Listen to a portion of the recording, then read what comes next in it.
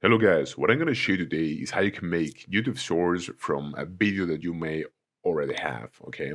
So as you can see here, we are inside of Premiere Pro and you can use any other editing software that you have. You can use CapCut, Filmora. Actually, we have some tutorials on Filmora that you can watch if you want to learn how to do this also.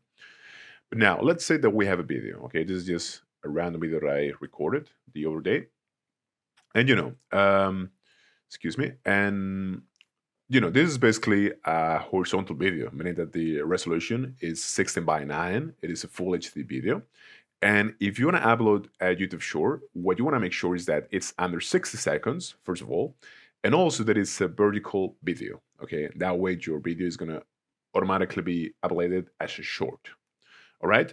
So let's say that your video is longer than 60 seconds. You want to, first of all, trim it, which you can do by, dragging these arrows or these arrows to your desired length.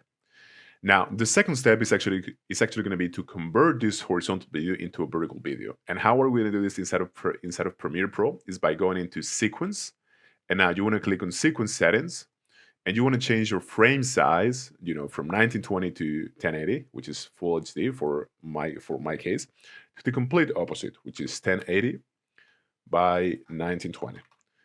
And as you can see, this is now a 19 by 16 aspect ratio.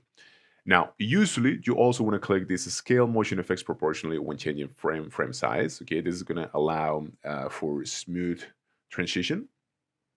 And now we can just go to OK. And as you can see here, we have this vertical video now, which has, of course, some black bars because of, it's much larger horizontally than it is vertical. But we can just try to decrease the horizontal scale until we get, something that is easily visible, and we can fill the rest of the space with something else. All right. So that's pretty much it, and that's how you do it. Thank you so much.